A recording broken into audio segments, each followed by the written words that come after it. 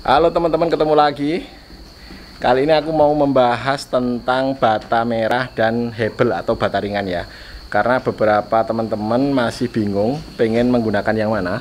Kalian kapan mana yang lebih bagus antara bata merah atau hebel. Dan di sini kebetulan di tempatku ini aku pakai dua-duanya. Jadi aku juga pakai bata merah tapi juga pakai hebel. Coba kita lihat ya mana kelebihan dan kekurangannya ya.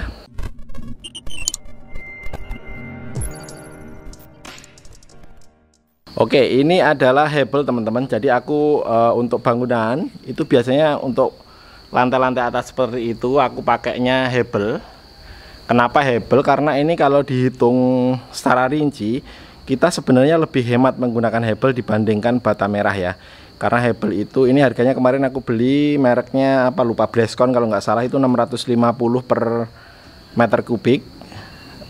Dan itu 1 meter kubik itu kita butuhnya mortarnya itu adalah 1 saks ya.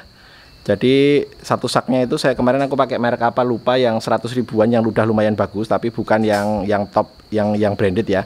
Kalau yang merek branded kayak MU gitu, mortar utama itu bisa 125.000 soalnya.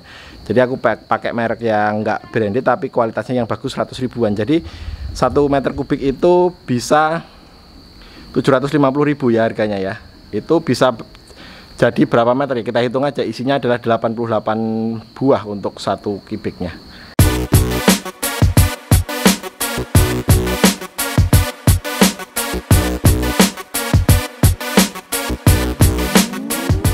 Nah sedangkan kalau kita pakai bata merah semacam ini, itu kita butuhnya per meternya bisa sampai sekitar 70 buah per meter persegi tembok, dan kita masih butuh pasir, semen, dan pemasangannya lebih lama ya. Jadi kita membayar biaya tukangnya lebih mahal dibandingkan dengan menggunakan hebel. Itu keuntungan pertama hebel ya. Jadi menurut saya kalau dari segi efektivitas kita lebih bagus menggunakan bata ringan atau hebel ini.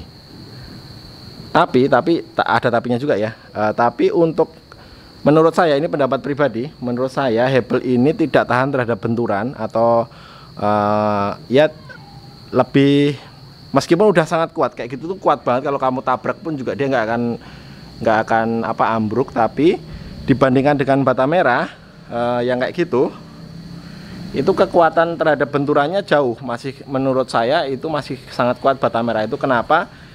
Setiap bangun rumah kayak gini, saya biasanya tembok-tembok bawah itu saya pakai bata merah tuh, lihat tuh teman-teman, lihat, pakai bata merah semua, saya pakai bata merah.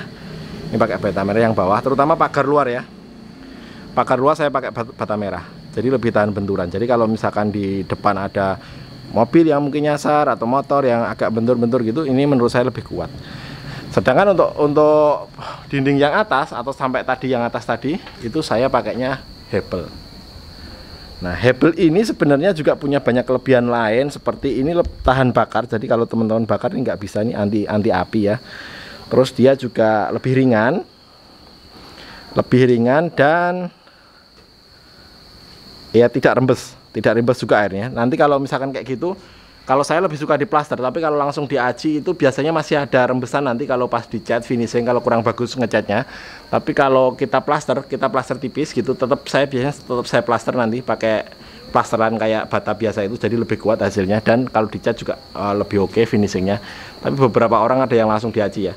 Tapi saran saya sih kalau untuk yang luar, pemakaian tembok luar, misalkan kayak gitu, misalkan kayak sorry ini belum kepasang ya, tembok kayak gitu misalnya di luar yang langsung kena hujan gitu, sebaiknya diplaster.